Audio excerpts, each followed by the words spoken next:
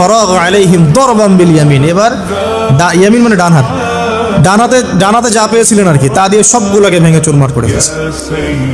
ব্যাস এবার ওরা যখন আসলো এসে বলছে যে আনতা ফাআলতা হাযা বিআলিহাতিনা ইয়া ইব্রাহিম, হে ইব্রাহিম তুমি কি আমাদের উপাস্যদের সাথে এই কাজ করেছো? ইব্রাহিম বলছেন লা, না, বাল লা আসলে কোরআনে নাই, আমি নিজের মতো করে বললাম আরবি বলতে বলতে। বাল ফাআলাহু কাবীরুহুম হাযা, বরং এই বড়টা এই কাজ করছে। এর মধ্যে সবচেয়ে বড় যেটা আছে এই ব্যাটার কাজ, আমি করি নাই, আমি তো করি নাই।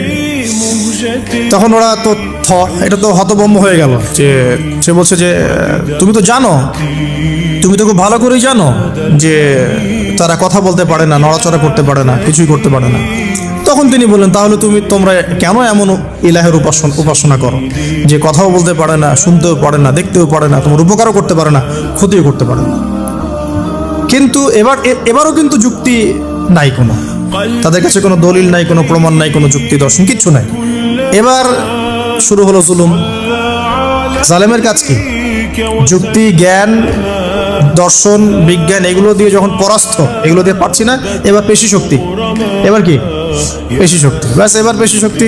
ইব্রাহিম আলাইহিস সালামকে নিয়ে যাওয়া হচ্ছে নমরুদের দরবারে। এবার চলো, এবার তোমার আজকে খবর আছে। এবার পুরো রিমান্ড হবে 7 দিনের। একদিন রিমান্ড হলেই অবস্থা খারাপ হয়ে যাওয়ার কথা। ইব্রাহিম আলাইহিস সালামকে এবার নিয়ে যাচ্ছে ধরেন নমরুদের কাছে। কি যে হবে আল্লাহ ভালো জানেন। ইব্রাহিম আলাইহিস সালাম যখন যাচ্ছেন তখন কি তিনি জানতেন যে আল্লাহ পাক তাকে আগুন থেকে বাঁচাবেন? এই ঘটনা যে ঘটবে তিনি কি জানতেন? আচ্ছা, আমরা না হয় জানি যে এমনটা হয়েছিল। ইব্রাহিম আলাইহিস সালাম ওই সময় তো আর জানতেন না যে কি হতে যাচ্ছে। তার মানে তার ওই সময় তার ইমানের তেজ, তার স্থিরতা, ইস্তেকামা এবং তাওয়াক্কুল কত বেশি ছিল।